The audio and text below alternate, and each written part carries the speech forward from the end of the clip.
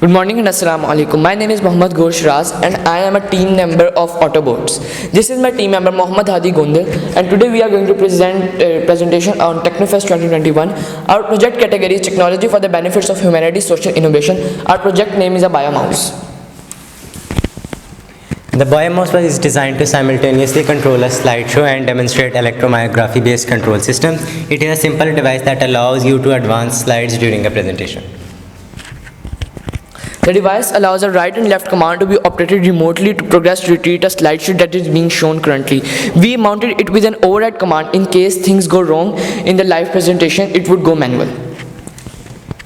We are trying to investigate techniques that are applicable and transferable between different areas of interest, including but not limited to muscular dystrophy, stroke, amputation, the aging population, and training of specialized skills.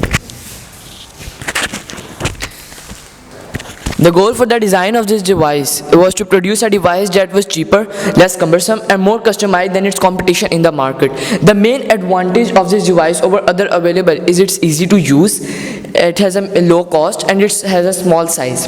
Although the bionic clickers devices may not have the revolution of other research devices such as trigger devices, they are more than good enough. The BioMouse would be an ideal basis for any system that uses an EMG threshold to trigger a device such as a prosthetic controller or assistive device.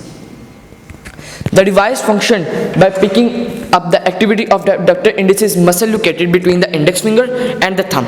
This is the control panel 1 and this is the Arduino UNO control panel 2. These are the jumper wire that will be connected to the index finger and the thumb, and by this the mouse would work when the controller wanted it to be worked from left to right, and the slideshow would go left and right.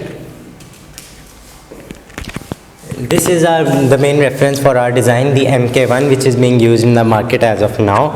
It uses electrodes to pick up EMG signals from the abductor index muscle, and the biosignal shield computes the EMG signal, which is sent to the wireless module through the microcontroller and manual control board.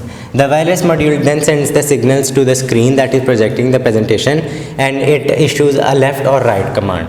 This is our evolved form of the MK1, the MK2. It uses better electrodes than its predecessor so that the EMG signals can be picked up quicker, and we used a muscle sensor instead of a biosignal shield to compute the EMG signals faster.